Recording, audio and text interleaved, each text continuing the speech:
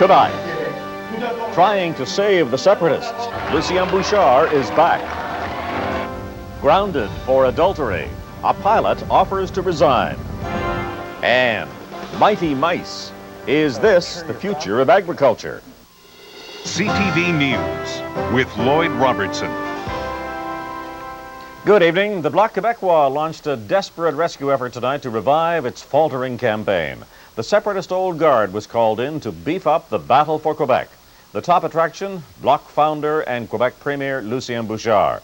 He joined Bloc leader Gilles Duceppe at a rally tonight in the separatist heartland and fired up the troops with an emotional speech. And in a surprising development, Duceppe announced that former Premier Jacques Parizeau will also come on board. All this to help turn the tide after a series of disastrous campaign blunders and slipping poll numbers. With more on the Bouchard boost, here's CTV's Rosemary Thompson. Bloc Quebecois leader Gilles Duceppe called in the reinforcements to reignite a campaign in trouble. Quebec Premier Lucien Bouchard, and within days, former Quebec Premier Jacques Parizeau.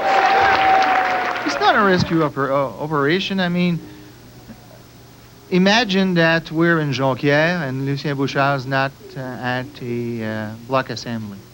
Polls show the Bloc is now in a three-way race with the Liberals and Tories. And Tory leader Jean Charest has momentum. So Bouchard attacked Charest. Parlons de Jean Charest.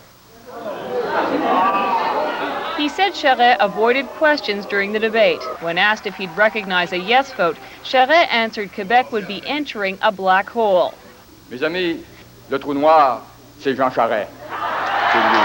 The black hole is Jean Charest, says Bouchard. 4 ridings in this region belong to the Bloc, but polls show the Tories are a threat. France Tanguay is a Bloc member, but she's running for Jean Charest in Robertval, and she's got half the Parti Québécois riding executive helping her. Souverainists are disappointed with the Bloc, she says. They're voting for the Conservatives by default. This Bloc Québécois fortress was once a Conservative fortress when Brian Mulroney was Prime Minister. Back then, the federal government was handing out perks like a $25 million redevelopment of the old port in Chicoutimi.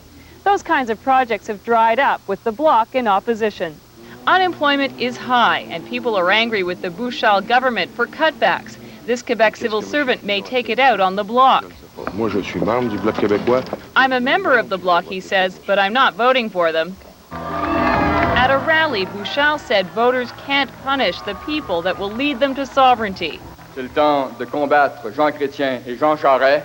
We must defeat Jean Chrétien and Jean Charest, he told them, for the future of an independent Quebec. Rosemary Thompson with the Duceppe campaign in Jonquière. And Reform Party leader Preston Manning kept the issue of national unity front and center today. Manning let loose with a double-barreled blast at his rivals over how they plan to keep Canada together. The Reform leader accused the Liberals and Conservatives of sidestepping Quebec's separatist threat. And he said both parties have failed at national unity in the past, and they will fail in the future. With more, CTV's Donna Friesen. Preston Manning keeps saying Canadians are tired of hearing about national unity, but before this boisterous Halifax crowd, it became clear it is now his favorite subject. I have never been so disturbed about a particular issue in my life than I was at the end of those debates. Disturbed because he says neither Jean Charest nor Jean Chrétien answered questions directly or offered new ideas on national unity. He called them both evasive and shifty-eyed. You look at Mr. Charest's eyes last night when these questions are put, this darting from side to side, substitute instead of an answer, some emotional outburst. Neither leader, he declared, has the courage to be honest with Quebecers, to face the tough issues, such as partition of Quebec. He again said the Tories risk becoming a rump party in Quebec and had this rationale for why Atlantic Canadians should not support Jean Charest. Would Atlantic Canada be like to be the tail on a Quebec dog? And I see a little spark. Oh, that's good to hear. That's good to hear. Well, let's turn it into a fire. Manning is selling himself as the only leader willing to talk tough about Quebec, the only one refusing to endorse distinct society. It gets good response on his campaign, but Jean Charest says it's evidence reform is as separatist as the Bloc. One of them proposing the breakup of Canada, and the other party, Mr. Manning's party, only too happy to show them the way. On that, Charest and Jean Chrétien agree.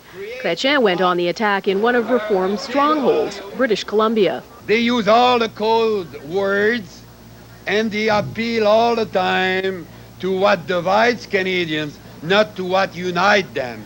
Manning is always careful not to make overt anti-Quebec remarks, but it is the subtext of his speeches that Canada doesn't need another leader from Quebec, that the idea of two founding nations, English and French, is outdated.